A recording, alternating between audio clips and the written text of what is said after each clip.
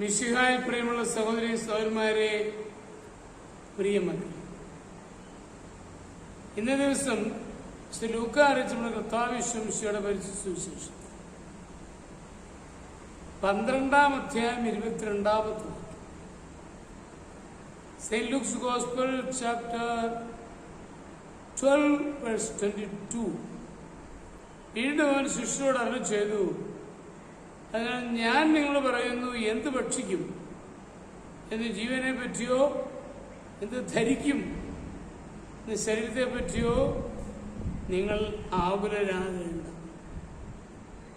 അങ്ങനെയുള്ള കാര്യങ്ങള് തമ്പുരാൻ നോക്കിക്കൊള്ളും എന്നാണ് അവിടെ പറഞ്ഞു വെച്ചത്. നമ്മുടെ ഭാഗത്തുനിന്ന് അങ്ങനെയുള്ള ടെൻഷൻസ് ആവശ്യമില്ല എന്ന് മനസ്സിലാക്കും. 1997 സെപ്റ്റംബർ മാസം 5-ാം തീയതിയാണ്, നമുക്കെല്ലാം അറിയാം, വിശുദ്ധ മദർ തെരേസ കർത്താവിലേക്ക് കടന്നുപോയി.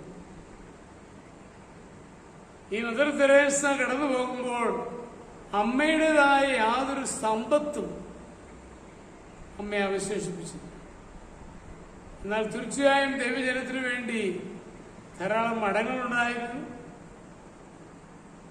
അവിടെയെല്ലാം ബഹുമാനയുടെ സിസ്റ്റേഴ്സ് ഉണ്ടായിരുന്നു. അതിൽ നിന്ന് പടർന്ന് പന്തലിച്ച് നിൽക്കുകയാണെന്ന് നമുക്ക് എല്ലാവർക്കും അറിയാം. ഒന്നു മാത്രമേ ചെയ്തുള്ളൂ, തനിക്ക് ആവുന്നിടത്തോളം മറ്റുള്ളവർക്ക് സ്നേഹം പകർന്നു. കൽക്കട്ടയിലെ തെരുവീഥിയിലെ യാചകനെ ഞരക്കം കേട്ടെടുത്ത് മടിയിലേക്ക് വെച്ചപ്പോൾ അമ്മേ എന്ന യാചകൻ വിളിക്കുന്നത് കേട്ടപ്പോൾ അമ്മ പറയുകയാണ്, മദർ തെരേസ പറയുകയാണ്, എനിക്ക് എന്റെ ജീവിതത്തിൽ ഇത് ജീവിതം മുഴുവൻ എൻ്റെടുത്തുമായ അവർ ഒറ്റ വിളി കേട്ടപ്പോൾ. നിങ്ങളുടെ സഹോദരങ്ങളെ, തന്നെ തന്നെ കൊടുക്കുവാൻ, തന്നെ തന്നെ ദൈവഹിതത്തിന് വിട്ടുകൊടുക്കുവാൻ കഴിഞ്ഞപ്പോൾ അമ്മ വലിയ നേട്ടങ്ങൾ നേടുകയാണ് ചെയ്തത്. നമ്മുടെ ക്രൈസ്തവ ജീവിതം അതിനുള്ളതാണ്. നൽകാനുള്ളൊരു വിളിയാണ് ക്രൈസ്തവ ജീവിതം. കുടുംബത്തിനു വേണ്ടി, മറ്റുള്ളവർക്ക് വേണ്ടി നൽകുക, അവിടെയാണ് ഫലമണിയുന്നത്. അതിനെല്ലാവർക്കും കഴിയട്ടെ.